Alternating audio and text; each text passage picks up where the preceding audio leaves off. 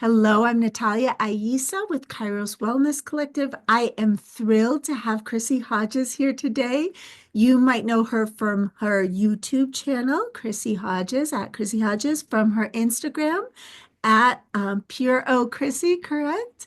Um, or as an OCD advocate and the founder of OCD Gamechangers. So I am thrilled to be talking with you today. Our subject is going to be mental compulsions, and we're going to be drawing from our personal experiences, giving support, having OCD ourselves, and working with many people in the OCD community. We are going to be discussing the invisible side of obsessive compulsive disorder, as in the title of Chrissie's book, Pure OCD, The Invisible Side of Obsessive Compulsive Disorder.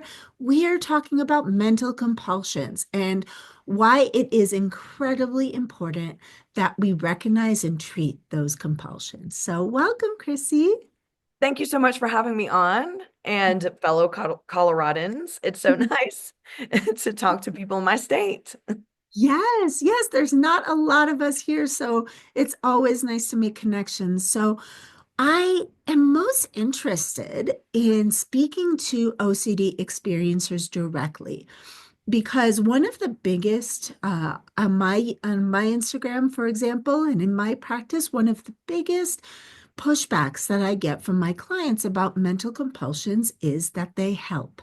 And of course, many of us will defend all types of compulsions, but there's something special about mental compulsions that makes people get really defended around letting those go. Do you have any insight in your opinion of why people really want to hold on to mental compulsions? Oh, well, probably I can really only speak for myself. I would say that so I live with what we call the community name Pure OCD, Pure O. And so primarily I have mental compulsions. I would say that the most common compulsions that I engage in are going to be rumination, sometimes mental review, depending on if I'm struggling with a particular type of theme, avoidance, which I know can be mental and it can also be physical, but I consider it mental because I'm dealing with the process of avoidance before I make a physical decision on whether to go to something or to talk with someone or something like that. So I would say rumination and avoidance is probably my bigger compulsions, just in general. For me, I think that letting go of rumination, well, I don't make it a goal to let go of rumination. I should just clarify with that. I make it a goal to not engage in rumination if I feel like it's a toxic compulsion from a Mhm. day-to-day basis. But I'm notoriously a ruminator since I was a little kid. Mhm. I'm not sure. Well, I have some ideas about why I'm a ruminator, but we're not getting into childhood trauma today. But for me, rumination has always been somewhat of a safety blanket. So maybe this is maladaptive, Mhm. and I understand that. But from a survival perspective as a kid, rumination gave me some sort of sense of control, maybe a sense of distraction. And so becoming an adult and now and being diagnosed and treated for OCD and getting a lot of information later on, because I'm a little bit older than the Instagram, most of the Instagram crowd, I think. So really getting into the messaging around all compulsions are bad, rumination is bad. This really sent me into a bit of a tailspin, Mhm. because from the perspective of just life in general, rumination is something that is part of my everyday life. So Mhm. now to scrutinize whether or not I should be ruminating really put a lot of pressure on whether or not I was in recovery or not, which Mhm. I consider myself to be in recovery. So it probably wasn't until about 3 or 4 years ago, really embracing some of Dr. Michael Greenberg's stuff around rumination, um, practicing ruminating and learning to disengage with it, that I can now look at rumination as more of a choice, but I Mhm. certainly do not shame myself for it. Mhm. I Same with avoidance. Mhm. Um, they are just part of my everyday life. And each day I get to have some agency and choice on whether I'm going to engage with them. Mhm. So your question is, why are people reluctant to let go of them, uh, Mhm. of mental compulsions? And I guess from my perspective, I guess I don't look at it as I need to let go of them, because that seems to have a tone of shame, and more of, how are these compulsions impacting my ability to live my everyday life? And maybe I evaluate that on a daily basis and choose whether I'm going to engage and how much I can engage with them. Mm, wonderful. That's beautifully put. I have written on my paper in huge uh, font, rumination is my safety blanket. I think that the connection with childhood trauma, we kind of chuckle about it because in the OCD world, sometimes that gets discarded. Like, oh, Yeah. well, your trauma doesn't matter. Like, let's work in the here and now.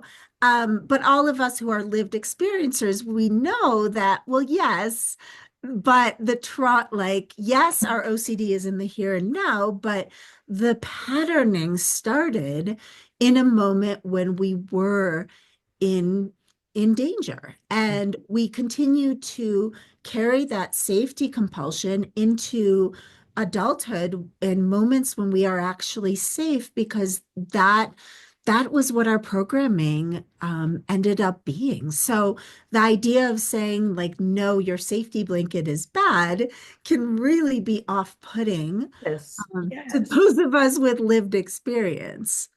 Um, can I ask you, did you used to refer to yourself as a quote overthinker?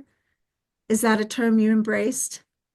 I actually, I mean, I think that again, this is, it's strange because I'm on like two sides of the fence here. So I grew up half my life without internet or any of that, and the other half with. So sometimes I'm like separating myself. I never really thought that I was an overthinker or overanalyzer. I think that my self-esteem was too low to believe that there was that was too nice of a word. I would prefer to be like, I'm a horrible person and something's very, very wrong with me. But I guess in general, I would say when I did not embrace um my kind of analyzation, rumination, stuff like, before I embraced that as just part of who Chrissy is, I probably thought I was an overthinker, but it was a very negative, it would be a negative connotation. I'm an overthinker, so you just have to bear with me. I'm an overthinker. I might be annoying and dramatic and all this. And that didn't serve me. It doesn't serve me for me to even think about myself that way and then project that onto other people as an apology, I guess. So once I really healed after going through trauma therapy, actually about 7 or 8 years ago, once I really started to heal from that, I kind of went away from any sort of well, this is just a product of my brain, or this is just how I am, or any of that, and more so of just, I don't know if you're understand what I'm trying to say. It's more, it's less like I went away from it being, because I think that that can be such a negative term. I mean, sure, we can all be overthinkers, but I didn't mean to be this. Like, this happened to me, and so I just try to embrace more of like, this is just how my brain works versus it, because overthinker seems a little bit like a choice. Love that.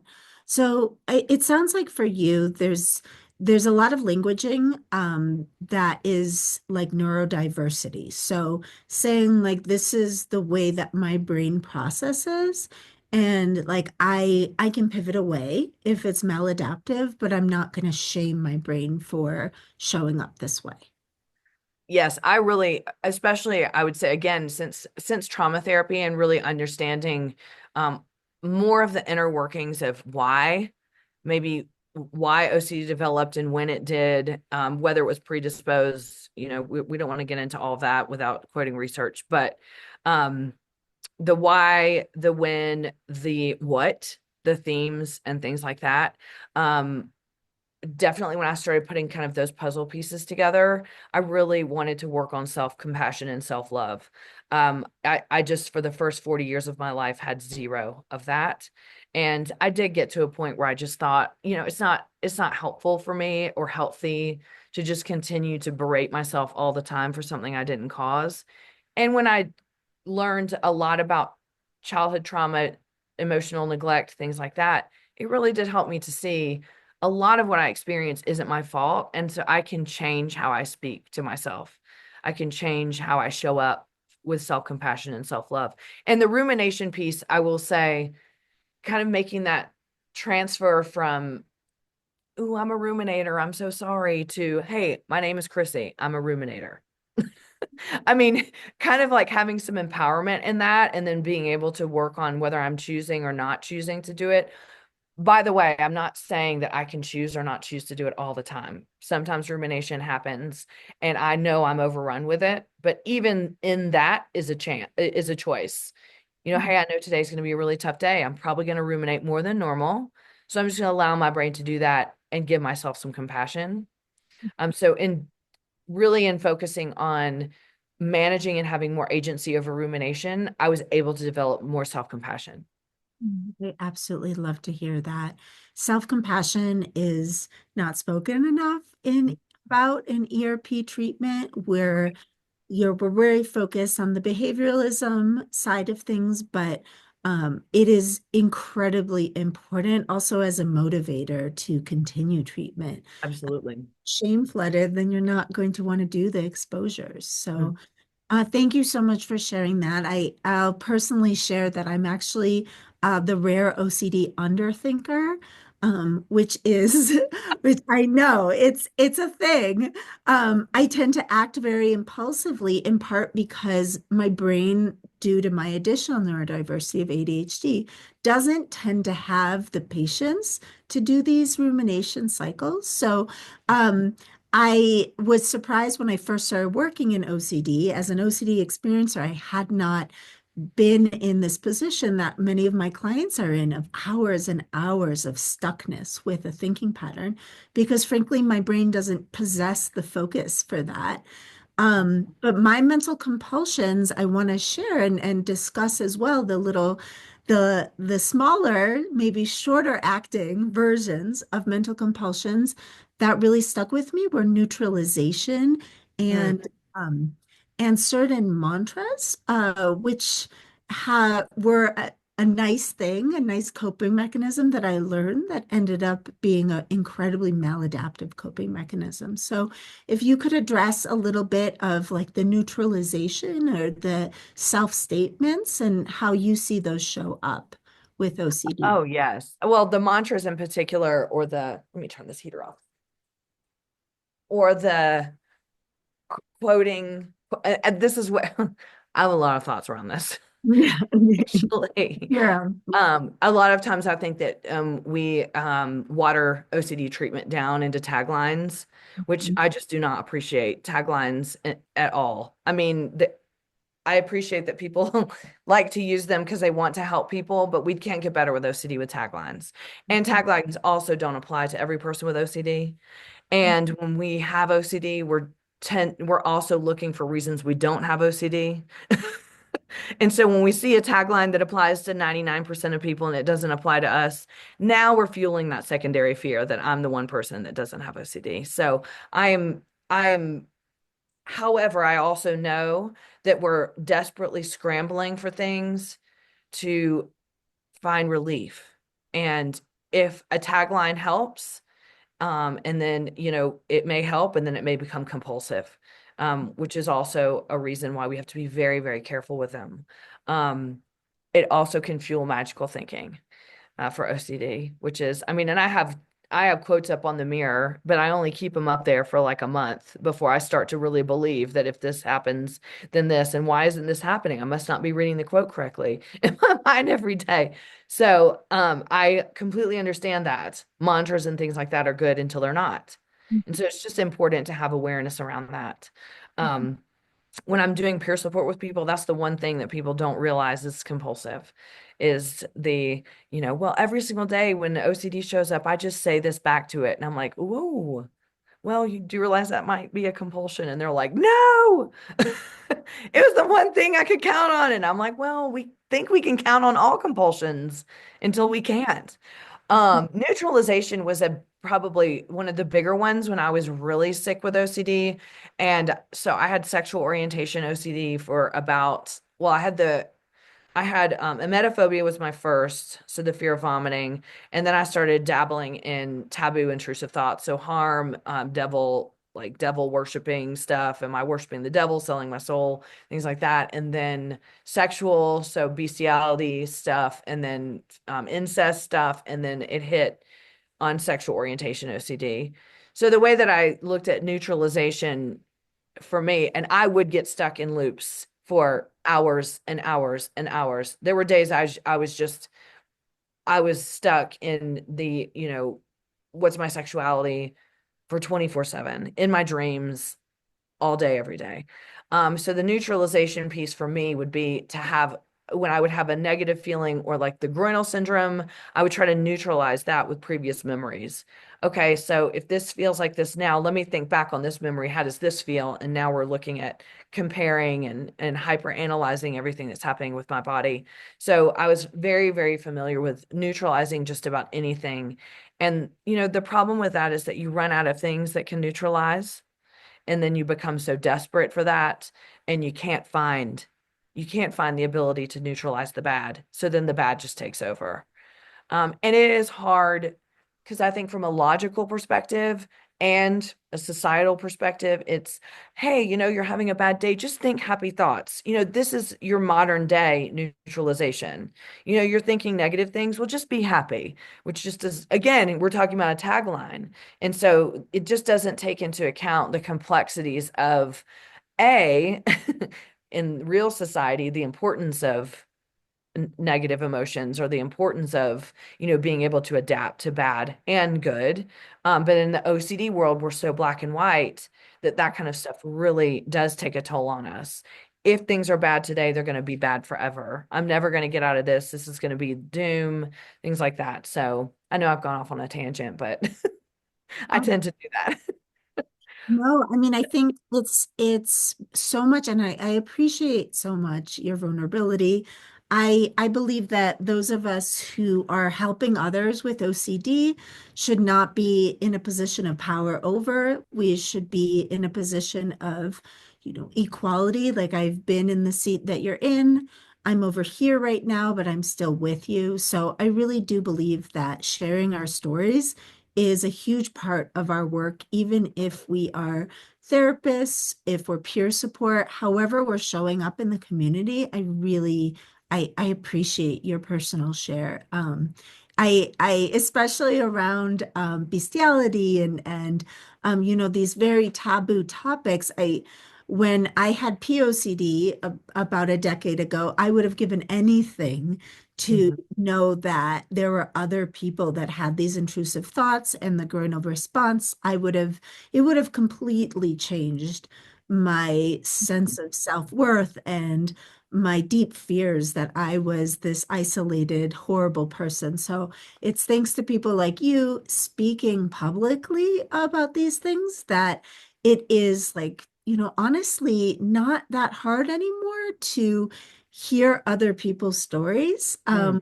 which, you and I, having had some time outside of the internet or pre-internet, Mhm. we can really appreciate how powerful that can be. So for our listeners and for you and for me, let's talk about how you in particular or your clients actually let go of the needing to know for sure and move instead towards embracing the maybe and let go of that need to prove to themselves that, oh, well, my sexuality is this and now I can leave it. Mhm. Because many times when we're pre-treatment, we think that the goal is to know for sure that we're this sexuality or know for sure that we're not a bad person. And so, how do you say that you made that leap and how do you guide others? Mhm. I would say for me, and so heavy concentration on my advocacy and everything I do pretty much. And so my YouTube is more about the taboo intrusive thoughts. And I just saw that there was a real need for representation there and the real stories behind it. And a lot of people are afraid to talk about that stuff in public. There's a lot of censorship that goes on. I'm actually just dealing with something right now with YouTube because they took down one of my POCD videos. And so that was frustrating. And, it's just kind of having to retool, where I can go to talk about this because mental illness is also a vulnerable population too. So we have to very much support them. But so with living with taboo topics, not necessarily, I don't think that sexual orientation is a taboo topic, but like in my latter life with OCD, it's been harm and pedophilia theme, things like that, incest a lot.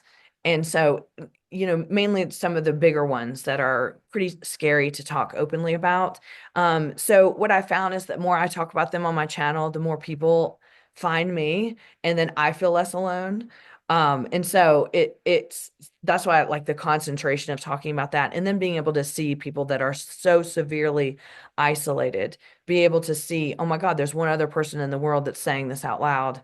And a lot of that is, through meeting with clients and seeing and hearing their stories, hearing them tell me things they won't even tell their therapist because they're scared they're going to be reported or taken to jail. I do feel like it is kind of my duty to represent that subset that not a lot of people talk about. With that said, in regards to moving away from focusing on the content and the theme, I definitely followed Dr. Stephen Phillipson's lead and he was my therapist actually.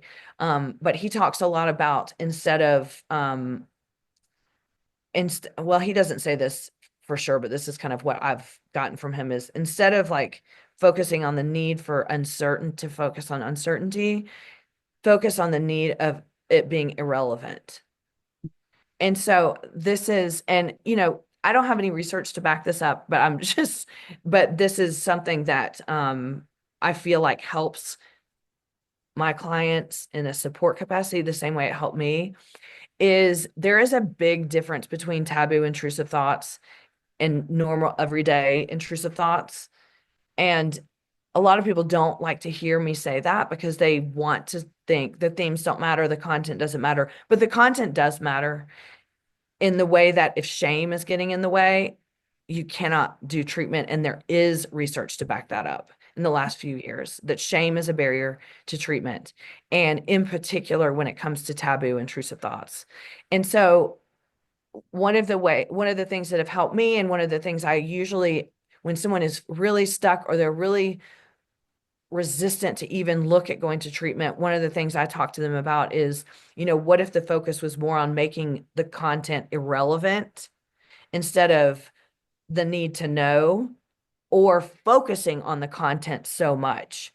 Because if we could just disconnect from the content and look at it as irrelevant, these are things that are going to continue to come up in our minds even though the world deems some of these words as inflammatory.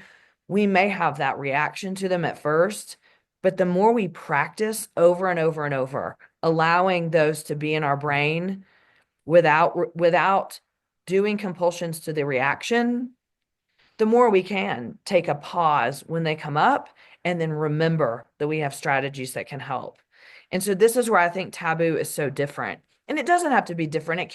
That can apply to other things, but just for the sake of it being taboo, I mean, if we're telling people that in order to get better, you have to be able to say or hear the word pedophilia and not have an anxiety reaction, then no one's ever going to get better.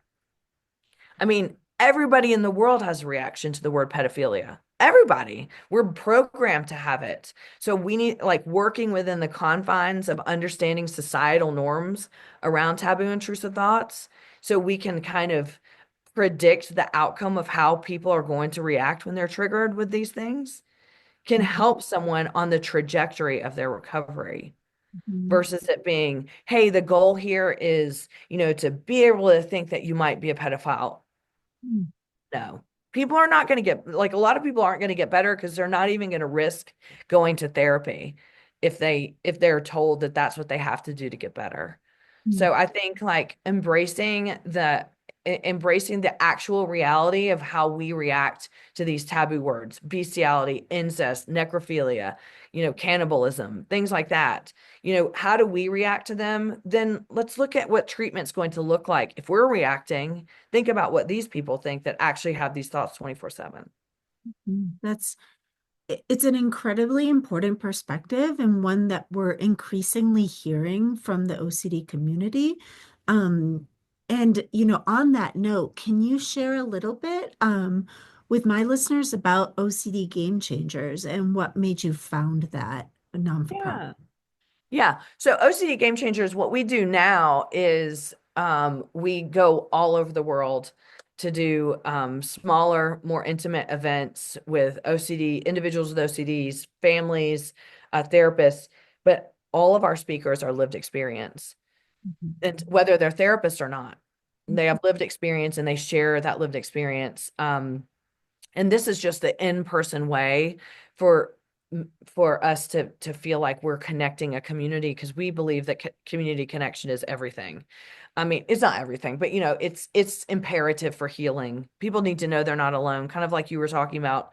If you'd known 10 years ago, so many people had POCD, how different the healing process would be. So we want to connect people face to face so they can see, oh my gosh, I'm not a monster because this person isn't a monster.